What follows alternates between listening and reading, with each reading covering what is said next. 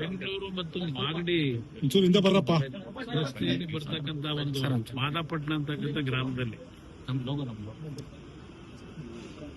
ಕ್ವಾರಿಯ ಒಂದು ಕೂಲಿ ಕೆಲಸ ಮಾಡತಕ್ಕಂಥ ಕಾರ್ಮಿಕರು 7-8 ಜನ ಮರಣ ಹೊಂದಿರತಕ್ಕಂಥದ್ದೇನಿದೆ. ಪ್ರಥಮವಾಗಿ ಆ ಮರಣ ಹೊಂದಿರತಕ್ಕಂಥವರಿಗೆ ಭಗವಂತ ಆತ್ಮ ಒಂದು ಶಾಂತಿಯನ್ನ ಕೊಡ್ಲಿ ಅಂತಕ್ಕಂಥ ಪ್ರಾರ್ಥನೆ ಮಾಡ್ತಾರೆ. ಆದ್ರೆ ಆ ಕೆಲಸವನ್ನ ನಿರ್ವಹಣೆ ಮಾಡ್ತಾ ಇದ್ದಂತವರೆಲ್ಲ ಬಡವರು. ನನಗೆ ಬಂದಂತ ಮಾಹಿತಿ ಮಧ್ಯಪ್ರದೇಶದಿಂದ ಇಲ್ಲಿ ಬಂದು ಕೂಲಿ ಕಾರ್ಮಿಕರ ಕೆಲಸ ಮಾಡ್ತಾ ಇದ್ದಂತವ್ರು 6 ಜನ 7 ಜನ ಇದ್ದಾರೆ. ಒಬ್ಬ ಯಾದಗಿರಿ ಅವನು ಒಬ್ಬ ಹುಡುಗ ಇದ್ದಾನೆ. ಈ ಒಂದು ಕ್ವಾರಿ ಕೆಲಸ ಮಾಡಬೇಕಾದ್ರೆ ಅದರ ಮಾಲೀಕರುಗಳಿದ್ದಾರೆ, ಅವರಿಗೆ ಬರೀ ದುಡ್ಡು ಮಾಡೋದಷ್ಟೇ ಚಿಂತನೆ. ಯಾವ ರೀತಿ ಮುಂಜಾಗ್ರತೆ ಕ್ರಮ ತೆಗೆದುಕೋಬೇಕು ಅಂತಕ್ಕಂಥದ್ದು ಇಂಥ ಒಂದು ಪ್ರಕರಣದಲ್ಲಿ ನಾವು ಇಲ್ಲಿವರೆಗೆ ನೋಡ್ಲೇ ಇಲ್ಲ. ಬಹುಶಃ ಹಿಂದೆ ಶಿವಮೊಗ್ಗದಲ್ಲಿ ಒಂದು ಪ್ರಕರಣ ಆಯಿತು, ಅಲ್ಲೆಲ್ಲ ಚಿಕ್ಕಬಳ್ಳಾಪುರದಲ್ಲೂ ಇದೇ ರೀತಿ ಪ್ರಕರಣ ದೊಡ್ಡ ಮಟ್ಟದಲ್ಲಾಗಿತ್ತು. ಆಗಲೂ ಸಹ ಚರ್ಚೆ ಮಾಡೋದು. ಆದರೆ ಸರ್ಕಾರ ಇಂಥ ಪ್ರಕರಣಗಳು ಪುನಃ ಪುನಃ ಮರುಕಳಿಸ್ತಾ ಇರತಕ್ಕಂಥದ್ದಕ್ಕೆ ಕ್ರಮ ತಗೊಂಡಿದ್ದಂತೂ ನಾನು ನೋಡ್ಲಿಲ್ಲ. ಬಹುಶಃ ನಿನ್ನೆ ಮುಖ್ಯಮಂತ್ರಿಗಳ ಒಂದು ಇದನ್ನು ನೋಡಿದೆ ನಾನು. ನಿಮ್ಮ ಗಣಿ ಇಲಾಖೆದು ಸಭೆ ಮಾಡಿದ್ದಾನೆ, ಅಧಿಕಾರಿಗಳನ್ನೆಲ್ಲ ಕೂರಿಸಿಕೊಂಡು ಗಣಿ ಇಲಾಖೆನಲ್ಲಿ ಯಾರ್ಯಾರು ಲೈಸೆನ್ಸ್ ತಗೊಂಡು ಇನ್ನು ಕೆಲಸ ಯಾಕೆ ಮಾಡಲಿಲ್ಲ, ಯಾತಕ್ಕೆ ಇನ್ನೂವರೆಗೆ ಮಾಡಿಲ್ಲ, ಅವ್ರದ್ದೆಲ್ಲ ಮಾಹಿತಿಗಳು ಬೇಕು ಮೀಟಿಂಗ್ ಮಾಡಿದ್ದಾರೆ. ಅದಕ್ಕೆ ಯಾತಕ್ಕೆ ಮಾಡ್ಕೊಂಡಿದ್ದಾರೆ ಗೊತ್ತಿಲ್ಲ, ಯಾಕೆ ಇನ್ನೂ ಮಾಡಿಲ್ಲ ಅಂತ ಅಷ್ಟೊಂದು ಮುತುವರೆದಿ ಮೀಟಿಂಗ್ ಮಾಡಿ ಯಾರು ಲೈಸೆನ್ಸ್ ತಗೊಂಡು ಇನ್ನೂ ಕೆಲಸ ಮಾಡಿಲ್ಲ ಅಂತಕ್ಕಂಥ ಮಾಹಿತಿ ಯಾವ ಕಾರಣಕ್ಕೆ ಕೇಳಿದ್ದಾರ ಗೊತ್ತಿಲ್ಲ ನನಗೆ. ನೀವು ಸ್ವಲ್ಪ ವಿಷಯ ತಿಳ್ಕೊಳ್ಳಿ ನೋಡೋಣ. ಮೀಟಿಂಗ್ ಆಗಿದೆ, ಇವತ್ತು ದುರಂತ ಆಗಿದೆ.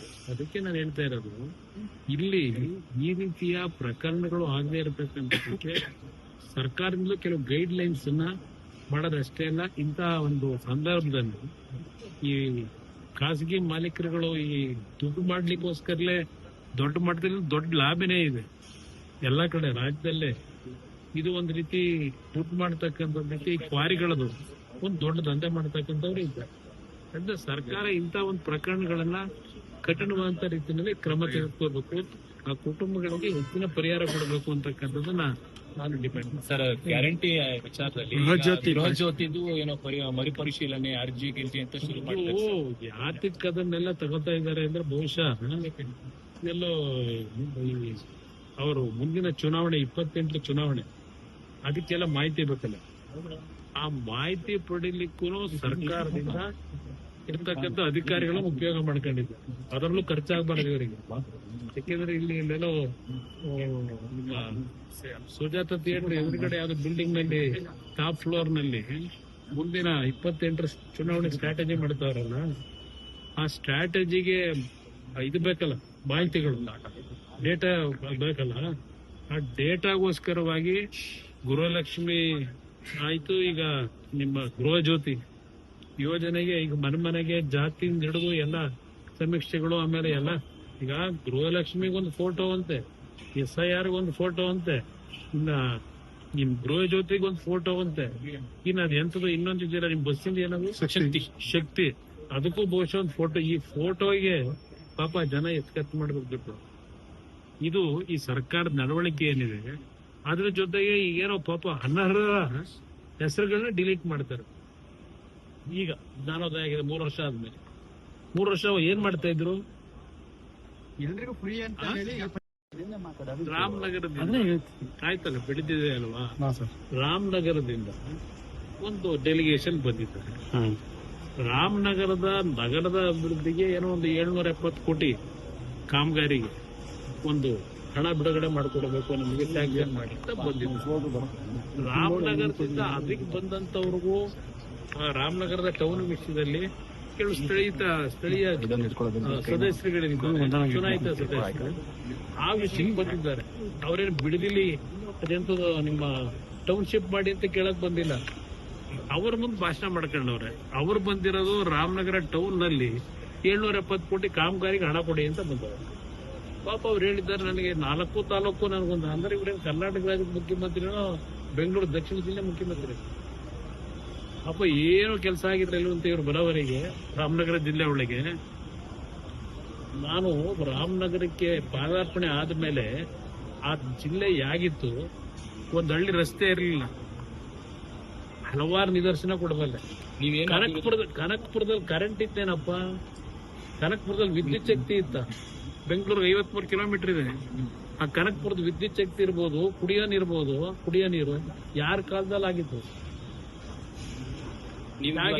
ಅಧಿಕಾರದಲ್ಲಿ ನೀವೇನು ಮಾಡಿಲ್ವಂತೆ. ನಾವು ಹೌದಪ್ಪ, ಕನಕಪುರದಲ್ಲಿ ಬಂಡೆ ಹೊಡೆಯಕ್ ಹೋಗ್ಲಿಲ್ಲ. ಬಂಡೆ ಹೊಡೆದು ವಿದೇಶಕ್ಕೆ ಸಾಗಿಸ್ಲಿಲ್ಲ.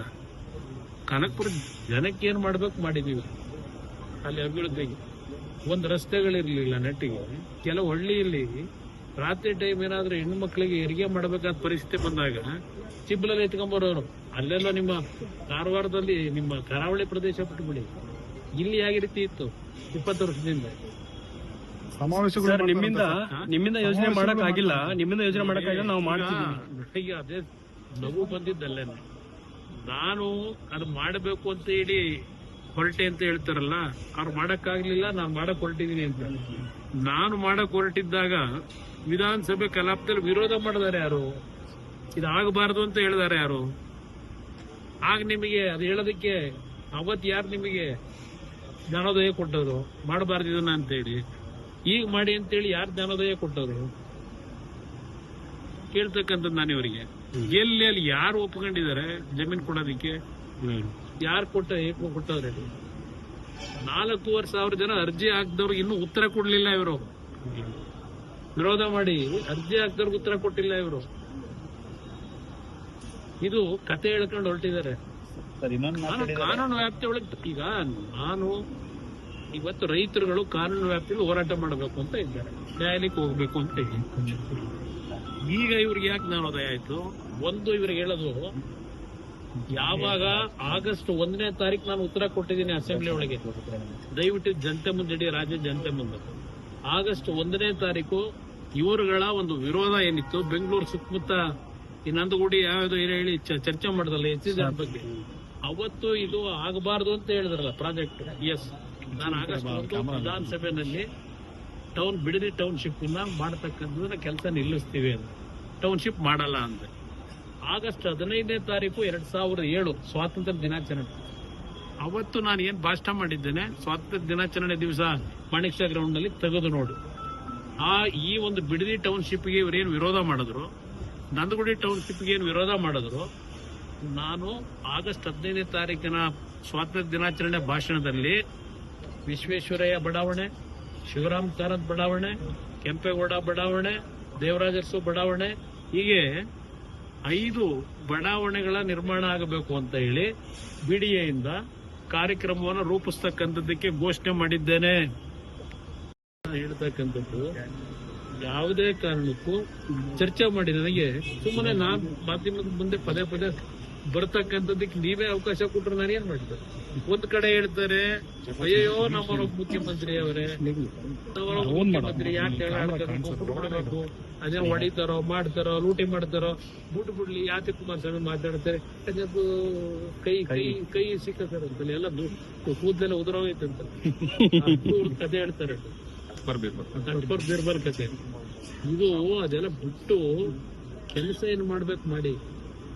ನಾನು ಮೊನ್ನೆನೂ ಹೇಳಿದ್ದೀನಿ, ಒಳ್ಳೆ ಕೆಲಸ ಮಾಡಿದ್ರೆ ಅಭಿನಂದನೆ, ಲೂಟಿ ಹೊಡೆಯೋ ಕೆಲಸ ಮಾಡಿದ್ರೆ ನಾನು ಬಾಯಿ ಮುಚ್ಕೊಂಡಿರ್ಬೇಕಾ? ನಾನು ನಾಡಿನ ಜನತೆಗೆ ಹೇಳ್ತೀನಿ, ಜಾತಿಯಲ್ಲಿ ಹೇಳಲ್ಲ, ನಾನು ಒಕ್ಕಲಿಗರು ಇನ್ನೊಂದು ಅಂತ ಹೇಳಲ್ಲ. ಈಗೇನೋ ಶುರು ಮಾಡೋರಲ್ಲ, ಅದೆಂತದೋ ಅದು ಇವ್ರದೆಲ್ಲ ನಾಟಕ.